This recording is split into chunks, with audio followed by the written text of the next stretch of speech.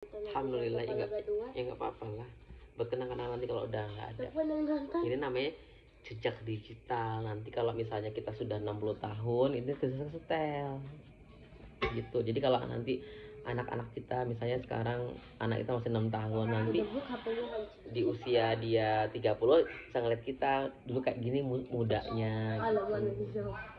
Bismillahirrahmanirrahim. Assalamualaikum warahmatullahi wabarakatuh. Waalaikumsalam warahmatullahi wabarakatuh. Allahumma sholli ala Muhammad wa ala ali Muhammad wa ala alihi wa sahbihi wa barik wa salim.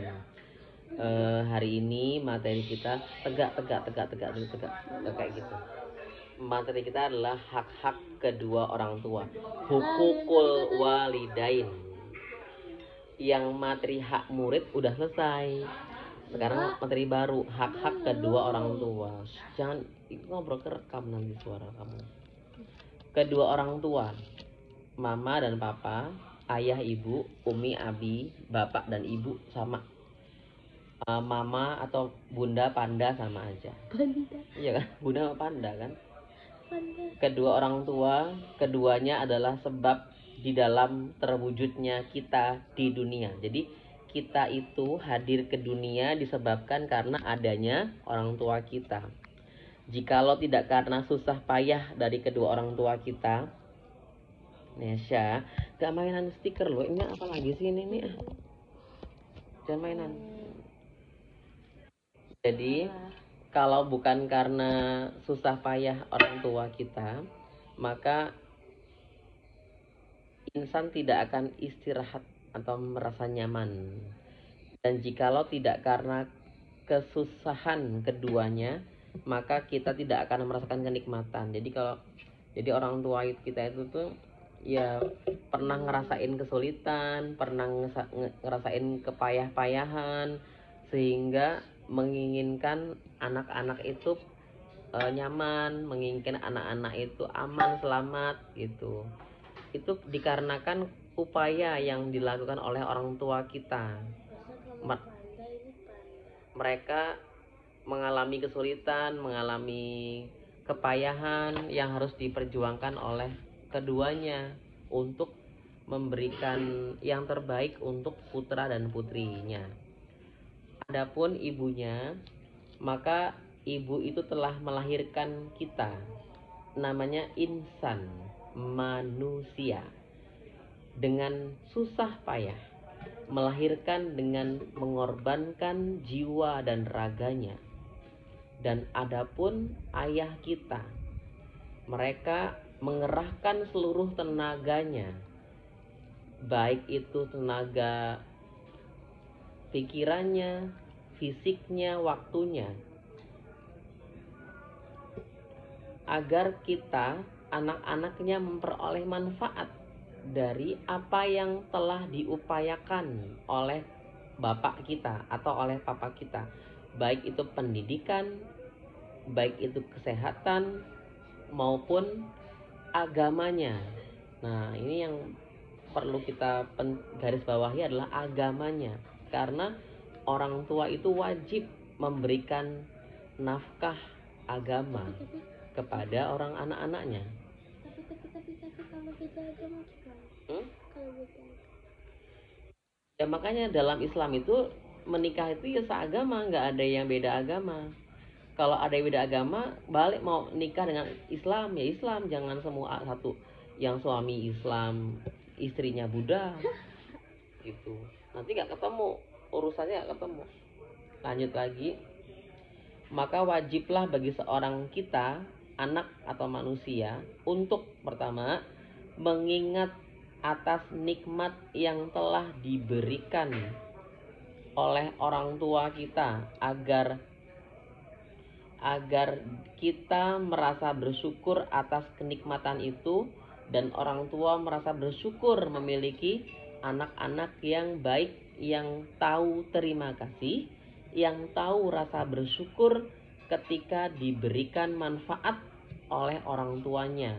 Artinya bagaimanapun apapun yang diberikan oleh orang tua kita, kita harus ingat sebisa kita.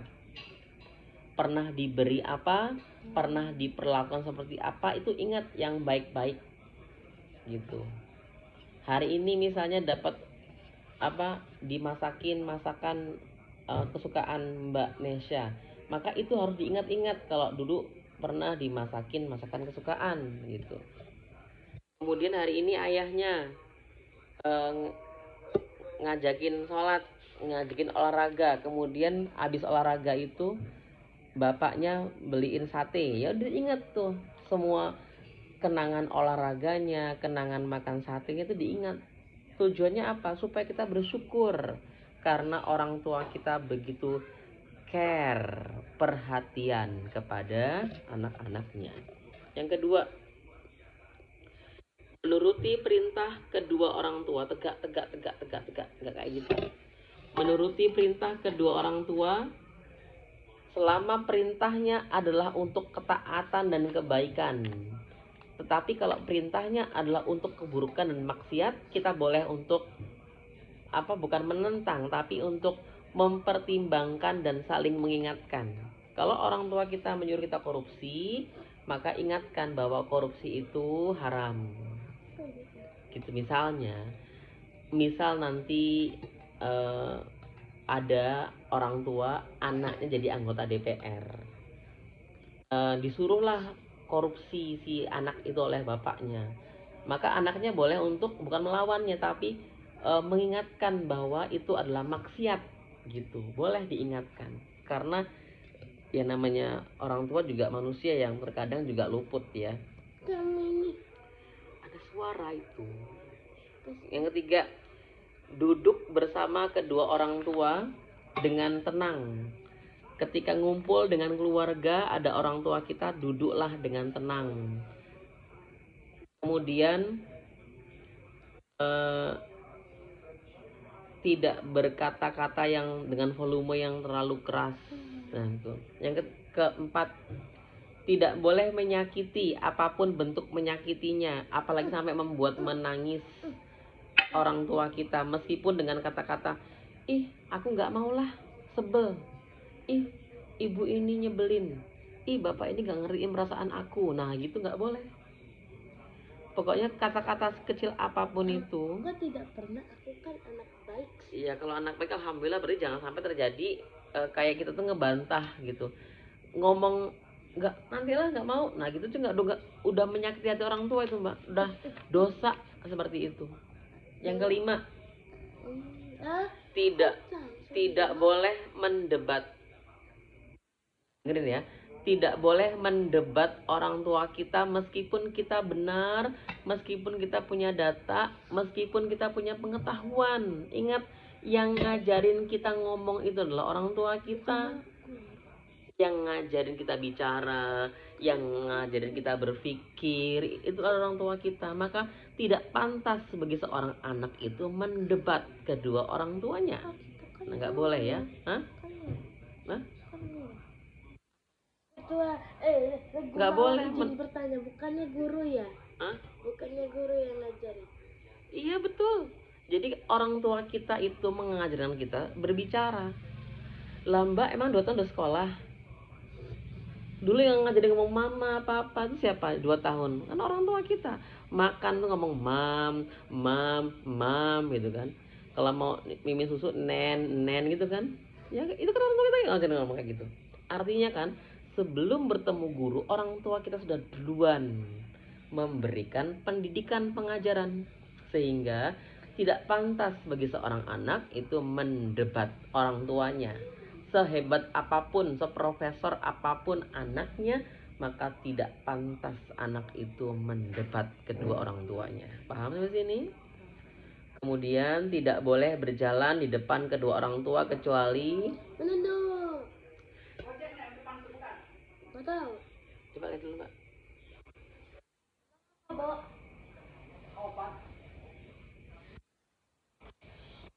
Jalan waktunya nih.